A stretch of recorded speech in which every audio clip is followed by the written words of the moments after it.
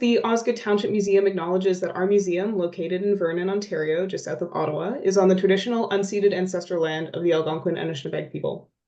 The Algonquin Anishinaabe are the original inhabitants of this territory along the Ottawa, Rideau, and Castor rivers, and have lived on this land since time immemorial. We are grateful to be gathering here to share stories tonight, as generations before us also have. So if you've never been to the museum before, the Osgoode Township Museum tells the story of Ottawa's agricultural and rural heritage in the former Osgoode Township. We're open all year, and we have a number of events coming up to round out the fall programming season. Just wanted to talk a little bit about what we have coming up. So to close out October, we have a daytime trick-or-treat drop-in on the 31st and our post-Halloween pumpkin smash on November 2nd. Registration is required, so be sure to check our website for more details. This is going to be a really, really fun event, so I'm hoping to see a lot of people there. The second Saturday craft drop-in will be back on November 9th, followed by an in-person knit-along session at Wabi Sabi for the emotional support chicken pattern. The virtual October session was a lot of fun, so if you missed out on it, now is your chance. It was a very silly knitting session with a lot of history and featuring artifacts from our collection and stuff like that, so it's a really good time. And so now we've got an in-person one partnering with Wabi Sabi in downtown Ottawa. And then to round out November, we also have another museum talk with OTM's own Sarah Verheul presenting her research on laundry technology and women's work in the 19th and 20th century. We've been getting sort of snippets of the research and the presentation materials, and it's going to be really exciting. So same thing, keep an eye out on our website for more details coming soon. And finally, as we get into the presentation, I'll be monitoring the chat. So if you have any questions, don't hesitate to type them out in the chat and I'll relay them during our Q&A after the presentation. Tonight's talk will also be recorded and uploaded to YouTube for continued access to the lecture material. So without further ado, I'd like to introduce tonight's speaker, Dr. Alicia Edwards-Boon. She is a researcher in the field of Gothic tourism and heritage, and she completed her PhD with the Centre of Gothic Studies at Manchester Metropolitan University in Manchester, UK. Her thesis explored ghost tourism in London from the 19th century to the present, examining various kinds of tourist practices, including reading literature, participating on walking tours, visiting heritage sites, and playing historical video games. It was during her postdoctoral fellowship at York University where she reoriented her focus on her ongoing project of exploring the intersections of Gothic heritage and marginalized histories, particularly the use of the Gothic to narrate the Black Canadian experience. She is currently an MA Public History candidate at Carleton University, where she researches ghost tourism, specifically guided walking tours, as a modern-day act of settler-colonialism. Her scholarship has a sustained focus on the relationship between the Gothic, the supernatural, space and place, and its impact on how we imagine, narrate, and experience these locations. So thank you so much for being here tonight and presenting your findings. I, for one, am very excited. So Dr. Edwards-Boon, take it away. So good evening, everyone. I hope you all are well. Thank you all for joining me virtually to think about the ways in which ghosts and haunting function in relation to heritage.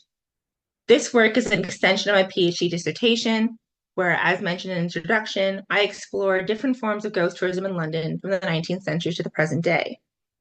Tonight, I have no intention of discussing the existence of ghosts or the validity of people's supernatural experiences. What I am interested in is how we tell stories through ghosts, haunting, and the supernatural, and the implications it has on our understanding of the past and our experience or imaginers of particular places. Specifically, I'm interested in the intersections of hauntings and heritage production in terms of nation building, collective memory, and community experience. Through a discussion of ghosts in Canadian culture, as well as specific case study experiences on Toronto ghost walks, as well as a paranormal experience at the Osgoode Museum, I wish to contemplate what is at stake in terms of Ontario's haunted heritage and the agenda of settler colonialism. However, I wish to also point out how haunted heritage is currently being used as a form of resistance, particularly looking at Indigenous paranormal investigation teams and how their efforts to integrate haunting and traditional knowledge. For Maria del Pilar Blanco and Esther Perrine, it seems like ghosts are everywhere these days, whether in rock songs, internet news feeds, or museum exhibits. We appear to have entered an era that has reintroduced the vocabulary of ghosts and hauntings into everyday life. In modern Canada, ghosts saturate the popular imaginary. From the commemorative Haunted Canada stamp collection by Canada Post to ghost walks in major cities across the country, ghosts are used to grapple with and memorialize the past. And they also participate in local and regional and national information and placemaking. Placemaking in this case means, in terms of our relationship to understanding and defining place and how we conceive a particular location, but it also includes sort of the top trickle down governmental forms of, you branding a particular tourist place as haunted. I know many cities love to cover the term the most haunted. That's sort of a popular badge of honor to wear for many cities across the globe. There is a deep connection between ghosts and heritage. For example, one of Toronto's earliest formal ghost walks was part of a fundraising event for the Royal Ontario Museum, guided by a former employee, Betty Shepherd. These ghost walks were traditionally guided by the historian, whether amateur or professional, with their stories rooted in historical storytelling rather than paranormal experience. That is not to say that ghost tours didn't happen beforehand, but in terms of like a formal commercialized experience, it's coming out of sort of the heritage industry as well. However, this legacy of haunting extends back to Canada's origins and early nation building. In a letter published in the Backwoods of Canada in 1836, Catherine Parr Traill declared, "As to ghosts or spirits, they appear totally banished from Canada. This is too matter of a fact for a country for such supernaturals to visit. Here, there are no historical associations, no legendary tales of those that came before us. Fancy would starve for lack of marvelous food to keep her alive in the backwoods." This, however, is a misrepresentation of Canada's historical relationship with ghosts. Aside from the extensive spirit worlds of Indigenous peoples, from a strictly settler-colonial context, ghost storytelling and the writing of Canadian ghost hauntings, as Margot Northey, Emily Cameron, and Cindy Sugars have identified, has been a cornerstone of nation building. Settlers have used the trope of haunting to claim the land from Indigenous peoples who are reduced to absent phantoms, and quote, and that the settler Canadians have inherited this rich land from those who have no past. As Sugars notes, the creation of Canadian ghosts through literature in particular, or the transplantation of European folklore remodeled and reconfigured to suit the Canadian landscape, comes from a perception of spiritual and cultural absence. As she discussed elsewhere, ghosts are an index of inheritance and antiquity, a kind of mythic pedigree tied to place. No history, no ghosts. This is because, as Essie and Dugan remarks, ghost stories clarify narratives to, quote, explain what has shaped us. Part of their work is to establish context. They connect us to what has lived on the land before us, to people and animals, to all that precedes us. Before we dive into the function of ghosts and haunting, it is crucial to understand what ghosts are. Here I provided 3 definitions. First, the Oxford English Dictionary lists a number of definitions, but the most straightforward and often accepted one is, quote, the soul of a deceased person, spoken as appearing in a visible form or otherwise manifesting as presence to the living. This is a standard imaginary of the ghost as a special form of the ones living, but the key here is the role of the living in this interaction. You cannot necessarily have a haunting without there being encounter with a living person. Crucially, it is a trace of a human life, and with it, their history and memory. The second has become more commonplace in paranormal communities. Ghosts make public spectacles of unspeakable historical trauma and unspoken family disputes. The ghost itself, though, remains unsubstantiated, its presence charted through acts of haunting registered only as a series of phenomenological experiences, raps heard, cold spots felt, shadows glimpsed. This sort of middle ground from Karen Williams and her work on haunted reality TV programs, this is the idea that the ghost has a social value as a trace of the unspeakable, obscured history, but it manifests in the sensations of the living. So rather than having a full apparition, you have sort of the visceral recognition that the spirit is there. Ghosts in this instance are felt experiences of the living that become placed and justified through historical narrative. So if someone has an experience in place, there is a tendency to then trace what is the cause of that. And in that process, you uncover the important histories. So in other words, the cold spot felt is explained by searching for a reason within history. The last definition comes from Judith Richardson and positions ghosts in their purely social function. Quote, ghosts operate as a particular and peculiar kind of social memory, an alternative form of history making in which things usually forgotten, discarded, or repressed before are foregrounded, whether as items of fear, regret, explanation, or desire. This stance builds on Avery Gordon's argument of haunting as a seething presence of what is often thought to be absent. What is said to be repressed, both culturally and historically, is still ever present and refusing to be invisible. For Gordon, haunting meddles with taken for granted realities.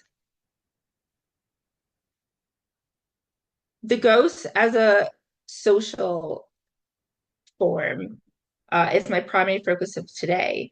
The concept of haunted heritage derives from Michelle Hank's work, The Haunted Heritage, the cultural politics of ghost tourism populism in the past, rooted in UK case studies and culture, particularly in the city of York. She argues that ghost tourism dialectical tensions between experience and knowledge ultimately produces a type of haunted heritage. Ghosts, like heritage itself, represent the past, but they never automatically or are simply born of the past. They are often the product of the present and its reflections on the past and itself in its current time. Although ghosts may have deliberate or unintentional forms of dispossession and erasure of identities, peoples, and connection, and in fact becoming a sort of quiet violence, they remain crucial cultural forms to connect community, identity, and place with meaning and value. So on the subject of settler colonialism, it's as a deep topic. I also want to point out that it's not a black or white situation. So it's important to celebrate moments where ghosts do prove important and does have a positive impact, particularly in the heritage industry.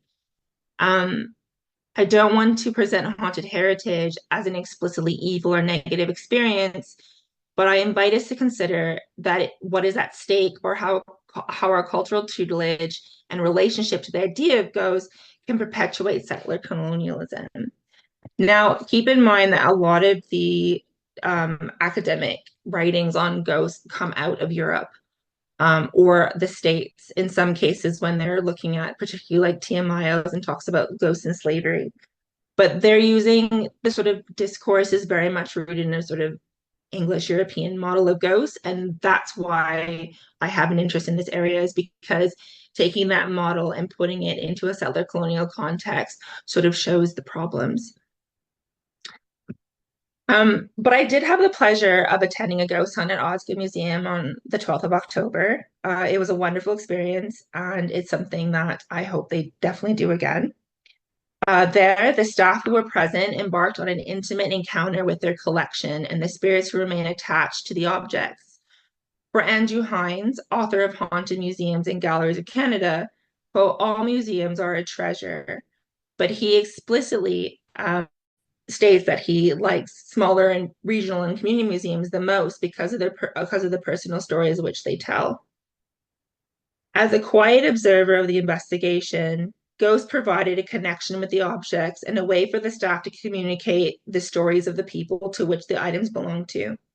Ghosts then provided the space to connect deeply with the clothing and letters left behind and the full lives of those that own them. For them, it was an acknowledgement that their efforts are worthwhile. In the fragments of phrases, visceral responses, and technological data, they could piece together a deeper connection to meaning. This is why ghosts are so compelling. It's what they do for us as individuals and as communities in all scopes that matters. Now, not to tarnish the wonderful connection to the past through narrative and supernatural experience, we must remain mindful that the supernatural is also shaped by culture. and it has been used historically and contemporarily within said culture to continue its embedded goals. I want you all to consider for a moment what comes to mind if I ask you to think about a haunting you might have heard of. Perhaps a haunted house. What if I said the ghost of the man in a suit, or a lady in a dress with long flowing hair and a melancholy expression? Based on these vague descriptions, how many of you coded these as white settler phantoms? It's okay if you did, it's a common practice. This is a product of your cultural tutelage and why ghost storytelling becomes a silent but intriguing force to reinforce what Patrick Wolf calls the logic of elimination. For Wolf, settler-colonialism destroys to replace. By giving settler ghosts the agency to be visible, it effectively saturates the landscape with settler spirits. As I argued in my PhD, ghosts function as portable monuments. They are a form of memorization and collective memory, experience and enacted through storytelling. So in doing so, you decide what narratives are kept, where they're kept, and the culture is responsible for keeping the momentum of that sort of meaning alive. Emily Cameron asks about the risks in quote, deploying a spectrogeographical lens in the study of colonial and post-colonial, and particularly in figuring the Indigenous bodies, voices, and histories in ghostly terms. Craig Fortier, in their article, The Humber is a Haunting, Settler Deathscapes, Indigenous Specters, and the Memorization of Canadian River Heritage, speaks to how Indigenous peoples are constructed as dead or dying, effectively becoming a haunting. Fortier draws on Adam Barker's notion of the settler deathscape, which prioritizes which becomes prized by settler society as collections of dates as proof of long-term tenure of land. I draw on the idea of deathscapes because of Barker's stance that they seek to address the central question: if this is your land, where are your stories? By ghosting a site, we invite these stories and return to my earlier point, where settler society can therefore claim land. Yet, this is why the solution is also not just to seek out more Indigenous ghosts of a distant past, because that too follows the same habits of rendering them as the living dead or long gone peoples, rather than the thriving cultures that are still present today. Perhaps the solution is to instead open the possibilities and our imaginaries beyond what it is now, to recognize our internal biases and to consider the supernatural world as a plurality, much like the living. It might be about establishing haunted heritage that is a collaborative effort to present a more holistic understanding to place rather than a separate but equal approach. But it's important to consider that it's not just sort of the white settler imaginary that is sort of the polarity to an Indigenous imaginary of the supernatural landscape as well. Even the type of settler is reduced to a particular idealized category. While embarking on my journey during my postdoc to discover Black ghosts, my research was frustrating, to say the least. After going on the Haunted Distillery District walk and the original Toronto Haunted Walk, I was still yearning for the Black ghost. There is no explicit mention of race, and one is trapped in the pattern of projecting whiteness when ghosts are merely described as women or men in suits. Although for these walks, one can perhaps pinpoint the reason for the absence, and that it is a problem of the archive. At the beginning of both tours, the guide announces that since the tours are based on the historical, the stories derive from materials from newspapers, magazines, and journals, or rather archival material, as well as interviews with people who have supernatural experiences. The problem with archive is that it requires a culture to value the use of the artifact and deem it worthy of saving. It is not new knowledge that the archive is a privilege of the cultural majority. It is also a problem of print culture that is authored by the cultural majority itself, sharing and disseminating hauntings that reflect their own cultural imaginary. And you're still seeing this today, where the production of ghost stories, you're seeing some resurgence in Indigenous writers, but the predominant sort of print culture is done by those of white settler descendants. And there seems to be that seems to be the popular form still of those writers rather than Black writers, or other marginalized groups, although we are definitely seeing a positive surgence of Indigenous horror writing. So during my research for my quest for Black ghosts came up nearly empty informal tours. I was overly hopeful when walking tours offered in Chatham, Kent, a municipality in southwestern Ontario, would offer a different outcome. Sadly, I was greatly mistaken. With a historically significant Black population within the town of Chatham, as well as an area where two major Black settlements existed, so Elgin Settlement and Don Settlement I was sure their own tour would have an abundance of ghostly former Black residents. For instance, in Benjamin Drew's The Refugee, or The Narratives of Fugitive Slaves in Canada, published in 1856, Chatham is depicted as a lively hub of Black settlement. At the time of publication, it was estimated that the white population of Chatham was around 4,000, and the Black population in town would be around 800, a still significant number. Moreover, it is said that if this number of those living in town is combined with those residing in the neighborhood, it could be around the 2,000 level as well. So there's some flexibility there. Yet again, the formal ghost tour had no such stories of their lives and tribulations. Despite the substantial Black history in the area, when I contacted the organizers of Chatham Kent Ghost Walk, there were no Black ghost stories, well, at least not officially included on the tour. In reality, a ghost story did exist, but this was unofficial knowledge based on a tour taker's experience. In my correspondence with the organizer, they wrote to me saying, provide me an example of their one sort of experience.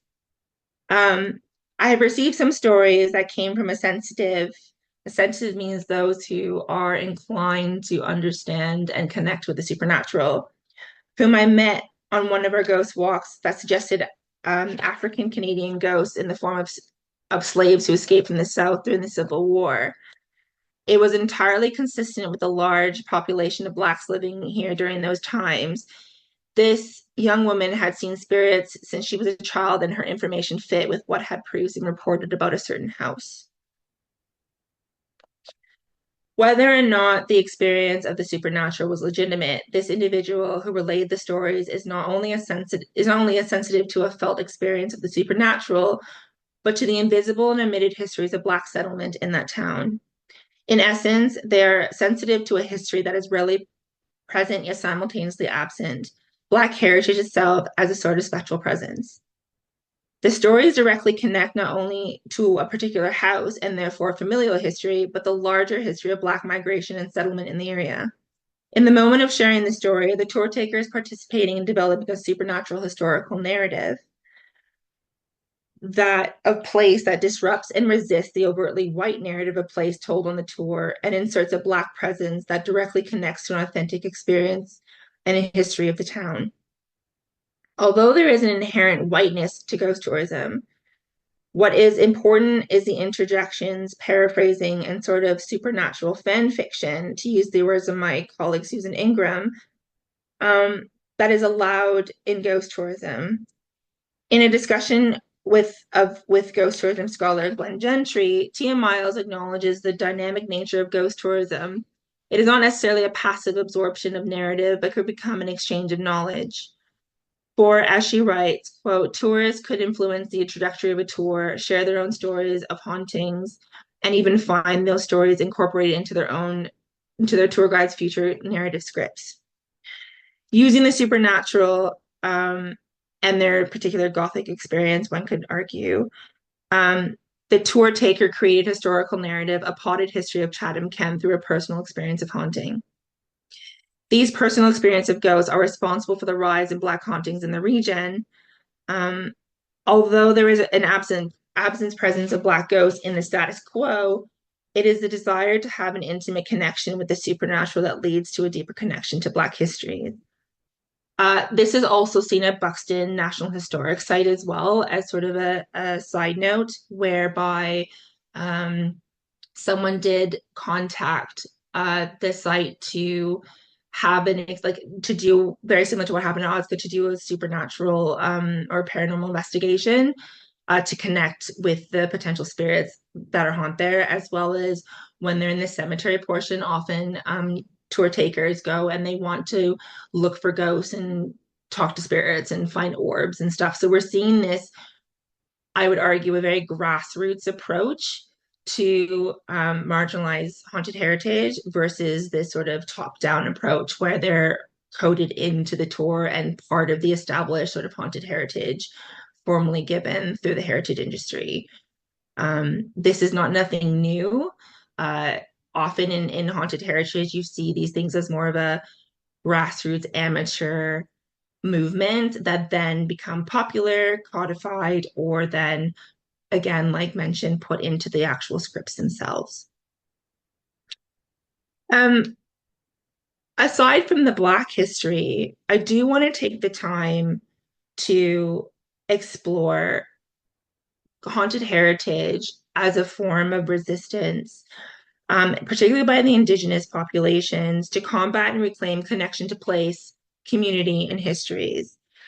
The advent of paranormal media has enabled indigenous people to use this platform to make visible their presence on the landscape, and claim their cultural sovereignty to land through haunting. A common output of haunting in today's popular culture is paranormal investigations, both televised on YouTube, on blogs, on podcasts. The options are endless, which is often recorded and disseminated to the largest possible audiences. I am certainly interested in the rise of paranormal media and how Indigenous paranormal investigators and those who have paranormal experiences interact with the ghosts beyond the conventional forms. If any have watched Ghost Hunters, Most Haunted, anything done by Zach Bagans, there's a very particular European American format where they're quite aggressive with ghosts. It's not about finding meaning and connection, it's about proving they exist, capturing them on camera, very much like a poaching situation. Often the ghosts are conceived as hostile, and there is there's it's more about proving the existence and that shock value rather than really connecting with the histories. Although with Most Haunted, as I've proven in my writing, sometimes that the histories are very interestingly fabricated and convoluted, but there's still a focus on the sort of the thrill factor rather than the deep historical connection. While there is certain hybridity involved in the adoption of technologies, of supernatural presence, which dates back all the way to psychical research in the 1880s, using empirical forms to have data and concrete scientific evidence to sort of connect with spirits. It is a relationship to the ghost and its cosmologies that are different. I am drawn to the group known as SNIPE, or Six Nations Investigating Paranormal Encounters. The group is made up of a core group of Indigenous peoples: Todd Sr., Tristan, Trevor, Toddy, Corey, Kylie, Tom, and Jay. Specifically, the group belongs to the Six Nations of Grand River in the Haudenosaunee territory, with several sister territories around the Great Lakes and the Canada-US border. They offer a number of paranormal services, including conferences and trade show appearances, TV shows, podcasts, and radio shows, and Ask Us Anything presentation to facilitate conversations, private evidence reveals, and most interestingly, a moonlight paddle and ghost tour, whereby patrons paddle down the Grand River under the full moon into the territory of the Haudenosaunee. Guides share stories and legends of the Six Nations territory as it leads you through a truly unique paranormal experience in the childhood home of Pauline Johnson, Mohawk poetess. For those of you who are unaware, Emily Johnson was a writer, poet, and performer of the late mid-19th to early 20th centuries, and born on Six Nations Reserve. She was of Mohawk and European descent, and she published her first poetry collection in 1895, The White Wampum. So the following clip, hoping sound works, would show you how that sort of supernatural haunted heritage experience would work. Am I on? Is my light on? Your light's on. Okay, I just gotta make sure. Safety first. Hey everybody, it's Tony and Petula. And let's discover Ontario. We're in 6 nations of the Grand River Territory. Yes. So this is Chiefswood National Historic Site. We're gonna join the team from Snipe. Yep. That's the 6 Nations Investigating Paranormal Events. Now you see why I got the light on. We're looking for ghosts at night. I don't know, sun setting, I'm kind of freaking out. They have an event called Whisper to the Moon, where you're gonna paddle along the Grand River. At night. At night. Never done that before. Yeah. And then we're gonna enter the historic home here, and they have evidence that ghosts exist. I'm freaking out. I don't know what to do. I don't know. You ready for this? I'm ready. I don't know, man. I'm kind of...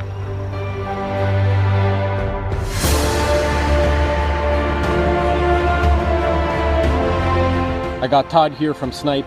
Todd, what is Snipe? Snipe is we're a local paranormal group, and we investigate local haunting areas and historic sites. So what you're saying is, you're like the ghost hunter. We're ghost hunters, yes. I'm freaking out. Todd, why take people on a night paddle like this? Well, it's a unique experience, and what we're doing is we're trying to share our history, our folklore, ghost stories, in a very unique setting. We're in a beautiful Grand River, and plus we're doing the paranormal stuff, so it has to be at night, right? And it's a lot more ambience, and it puts you in the mood for ghost stories. They say sometimes when you go across the river, you can see a woman in a white dress, and she stands there, and just when you get up to her, she jumps off the bridge. And if you stop your vehicle and try to go help or see what's going on, there's no sign of her, there's no sign of any splashing or any ripples.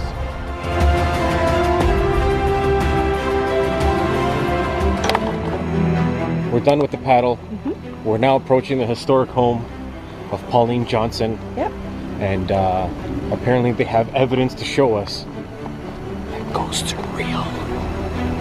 Let's go. Freaking out.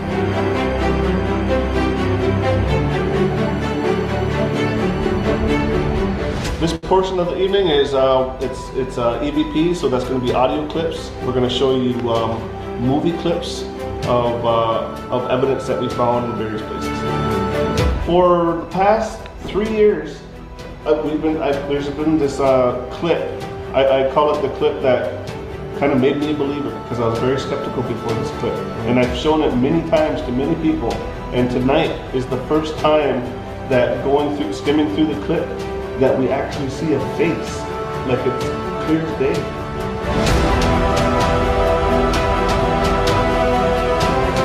It's kind of freaking me out, to be honest.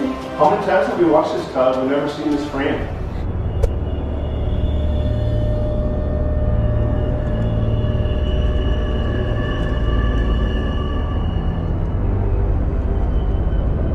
I was standing right here, and all the lights were on at 7:30 at night, and I saw movement upstairs, and out of that bedroom, I saw a woman in black walk out. She came out of that door, and she walked straight across. And I was right up the stairs after her, and by the time I got up there, she was gone.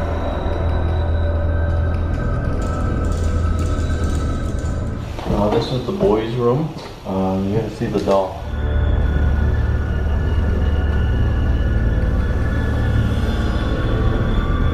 Alright, I just gotta chill. Look at those hairs. That's not good. There is something here. I don't know what. There's something here. Are you okay? I don't know. I'm like, now I'm hearing things everywhere. I don't know. It's just bugs, bats, birds. It's Anyway. not ghosts. Not ghosts. Anyway, that was our nighttime paddle and paranormal experience here in the 6 Nations. And yeah, for more info, Visit the links below, and please subscribe for more videos. Also, if someone you know would love to do this paranormal activity, please share this video with them. share And with them. comment below.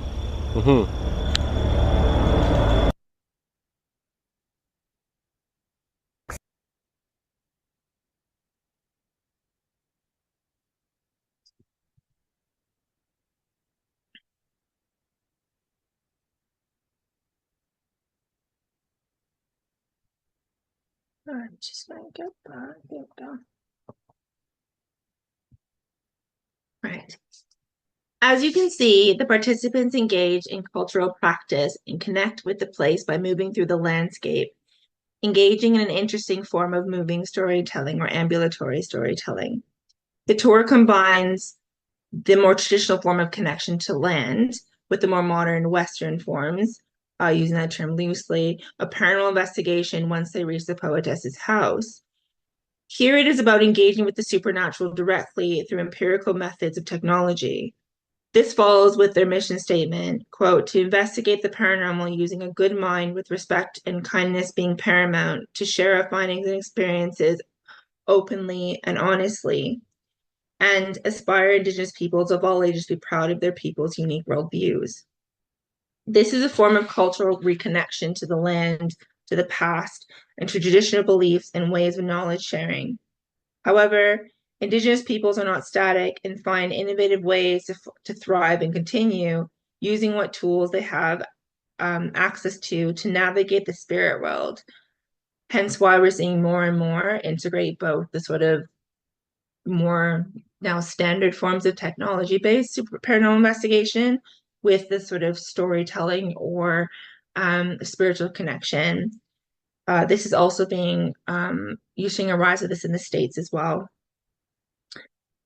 As Anna mentioned on a slide earlier, the phrase, the paranormal is normal for us, at least it used to be, is a way of connecting with what is lost and regaining something, is a way to understand the boundaries of the knowable and unknowable when those boundaries have been concealed through cultural loss and erasure. This rise in Indigenous paranormal investigation is a way to publicly share their knowledge and counter the narrative these are outdated or extinct bodies of knowledge that serve no purpose. This is Indigenous cultural revitalization. This, in many ways, is Indigenous resistance. Ghosts and hauntings serve as a method of clearly marking land, not just for themselves, but for others. So when Catherine Parr Traill announced Canada had no ghosts, she was wrong. Entire spiritual worlds cohabitate the lands and continue to. And I'd also like to end on a note saying that these sort of movements in Indigenous communities are quite important. Watching sort of a long-winded interview with them for these two people involved into the paranormal community, a couple of things pointed out is like, you know, one of the members of the group is trying to maintain or sort of revitalize their Mohawk fluency in terms of language with the hopes that they can communicate in sort of their own language with sort of the spirit. So we're seeing that sort of form of connection that way through language and cultural revitalization that way. Elders have been involved in these projects and been going on these and some of their encounters as well. So this is not just sort of a generational thing. This is an intergenerational sort of movement that's happening as well, which is quite interesting. So I'd like to thank you all for your time, and I would encourage you when thinking about haunting moving forward to consider how you conceive of ghosts. What kind of ghosts do you read about and think about? And whenever you come across a haunted place, really think about what that ghost is trying to tell you, or in fact, what is culture trying to tell you? Thank you. Here we go. We do have a question. So, question reads, you point to a growing popularity of BIPOC authors that challenge the narrative around the white European ghost. Do you imagine it's possible to reach a saturation point in media where we broaden the ghost archetype? Or do you see a future where we have two competing archetypes of traditional ghosts and non-traditional ghosts? That's an excellent question, actually, because I've been contemplating this. Again, this is that sort of, do you do the separate but equal thing? I think there is a lot of work to do in terms of, I wouldn't say it's a competing archetype, but more like what I was trying to get is having plurality where people don't automatically go to assume that it's just some sort of lady in white.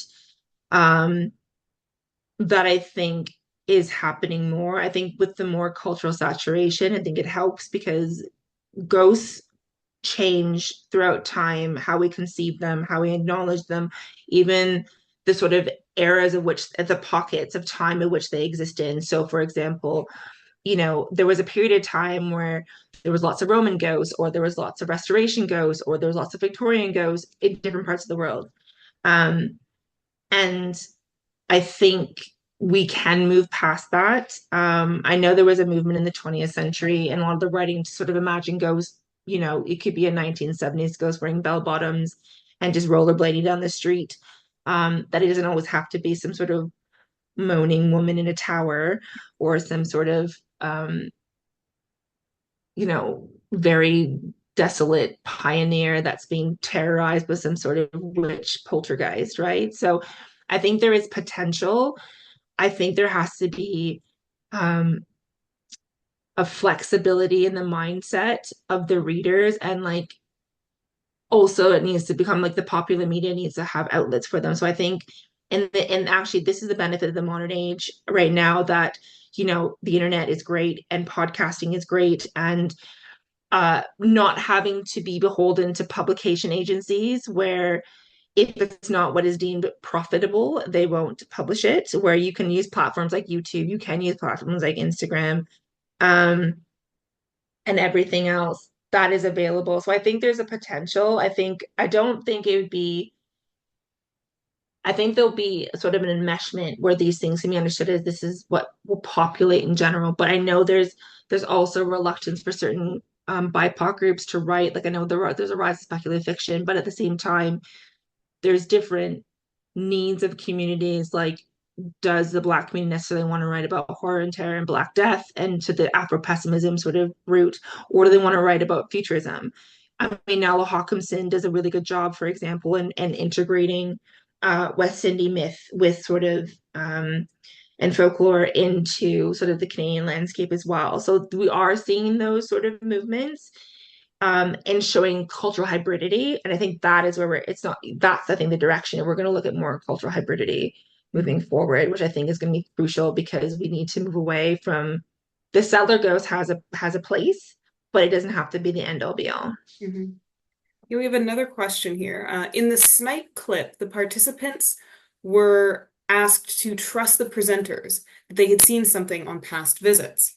If the participants need to be able to trust the leaders/presenters, is this a benefit of these experiences since it broadens the relationship between the participants and the presenters, whether or not you believe in ghosts on the contents of the presentation or walk itself? Is the medium, pun intended, the message? I think so. That's actually a really interesting question. I think there is a level of credibility that comes with ghost walks in a weird way, where tour guides are required to tell stories in a way they are believable. That's like all historians, right? You're supposed to tell a story which people are supposed to believe based on your evidence or the persuasiveness of your thoughts.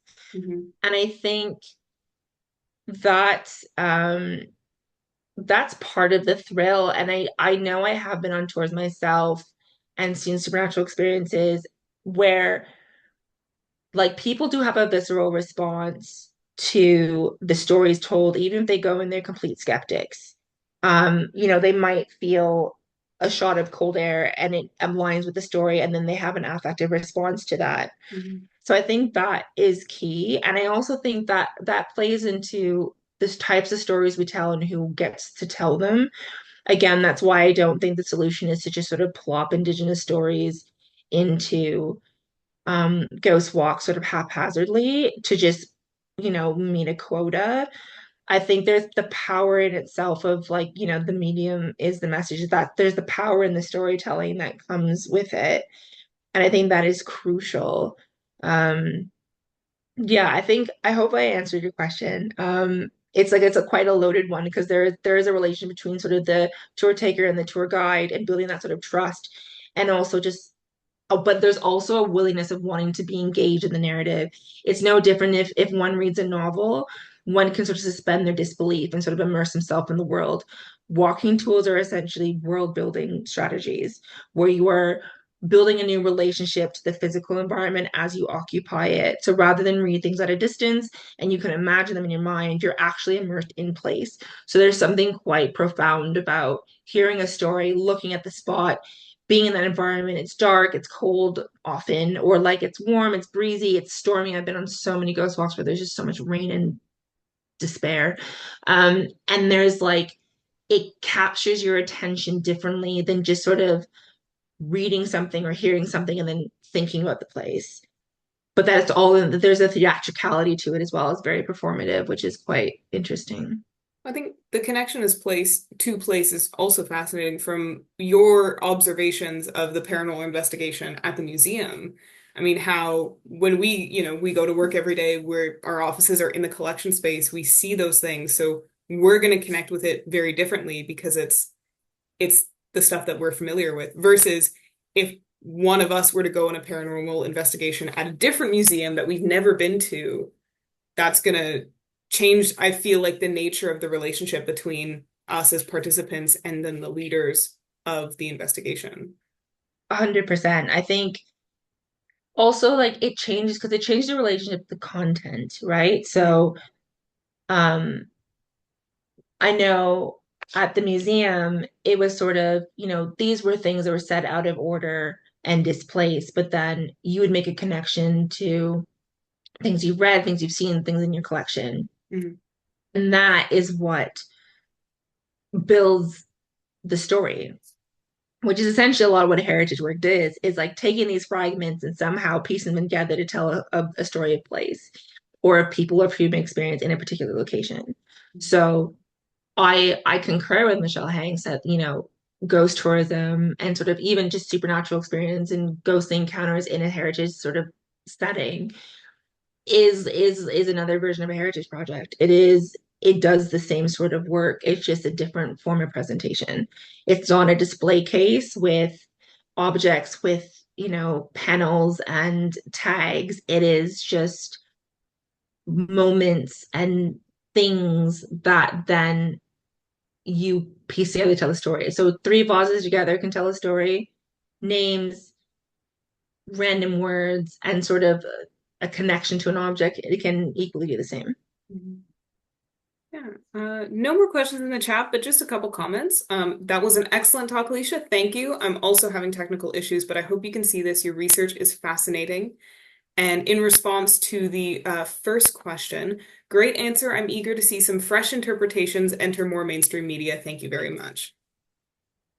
Yes, I would also, for those of you interested, because this also goes into the realms of haunted heritage, but like outside of Ontario, but you're finding in the States especially, there has been, for example, ghosts in the hood that look in places, in ghettoized places, like I think they do Ingleside, and some of this, but they basically go like, there's a drive-by funeral home, there's other places, but it's a predominantly Black paranormal investigation team. There's also queer ghost hunters hunting queer ghosts, which are which I'm sad that they sort of didn't continue on. But they also do paranormal explorations about uncovering spirits. Like I know the first one I watched was the lesbian nun, and they go into convents and they sort of unpack the histories of convents and femininity, but also again their relationship to the ghost is about family and kinship and trying to make a safe space that wasn't necessarily space in their time of the living. So you see different forms of, because that is also their heritage, right? That is, they're uncovering their sort of queer history and heritage through those investigations. So we're seeing more and more of these sort of alternative forms. But again, these are more like grassroots level things that are able to sort of be possible because of the advent of sort of amateur publishing and like digital publishing and things like that and recordings. Whereas you still see in a lot of the sort of official ghost tours of places and the official heritage sites, it is still the sort of traditional model of haunting and heritage and the stories that they tell. And this is sort of key community work that is ongoing which I hope to further like be a part of. But yeah, I think haunted heritage has tons of potential. It's just outside of Europe, it's really questioning, I mean, a little bit in Europe, but it's really questioning the stories we tell and why do we still tell the same stories and what purpose is it serving? Mhm. Um, I think, I mean, it also has some benefit for places that don't have a lot of material history, like material objects. Sometimes goes a way for people to feel like there's a heritage value to it. That's also been done in many places. So yeah, it's an intriguing subject, but it's also something you have to tread carefully on because there's always something at stake. If a story is being told, it means something else is not being told and why. Mhm. Absolutely. Well, we have 5 minutes left before we're at time. So if anyone else has any questions, please feel free to share them in the chat. I mean, I know we'll just keep talking.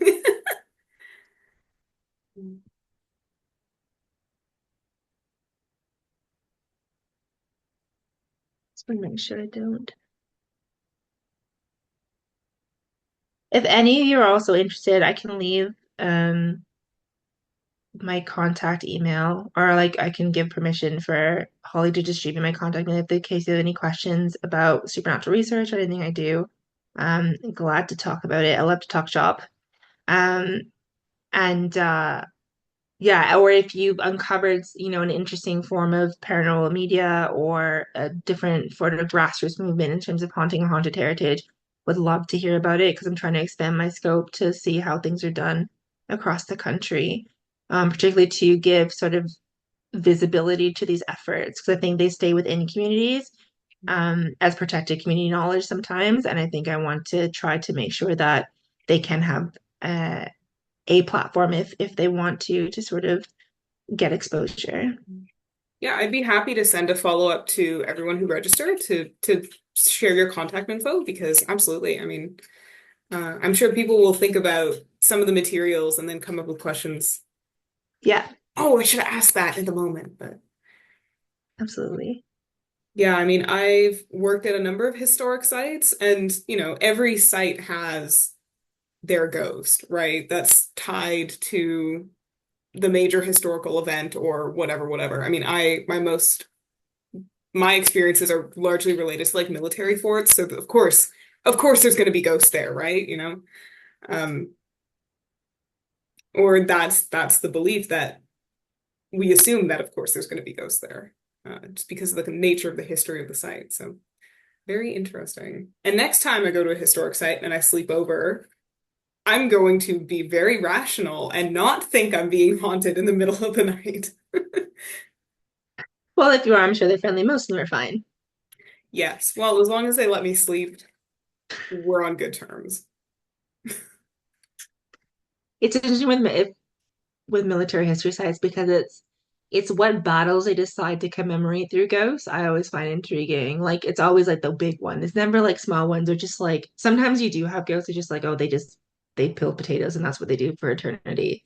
But um it's always sort of this like the valor and the glory and the particular moment in time. So yeah, I would again, it's always interesting, like what his and also what ghost stories with the heritage as the sort of capital H institution Mhm. chooses to like openly discuss. Because that's the other thing is there's a lot of ghost stories attached to place, but not every heritage site is willing to sort of brand themselves as haunted or they just sort of try to quiet it down. So it's also like, why is there a resistance sometimes to taking on a ghost? Yeah. Even though they're quite popular and beneficial for numbers. I think part of it, I mean, might have to do with like seriousness. Like, are ghosts serious? And are we a serious site? Yes. Yeah, I guess there doesn't seem to be any more questions in the chat. So if you would like, I think we could probably Yeah, perfect. close Thank it you up everyone for here. listening. Yes, thank you everyone for coming, and thank you so much for taking your time, Alicia, to come talk to us about your research. I mean, this was just absolutely fascinating, and I know that I'm going to be thinking a lot about so much of the stuff that you presented. Definitely going to check out some of those authors for sure. Thank you. All right. Lots of thank yous in the chat. All righty. Good night, everyone. Thanks for spending your evening with us.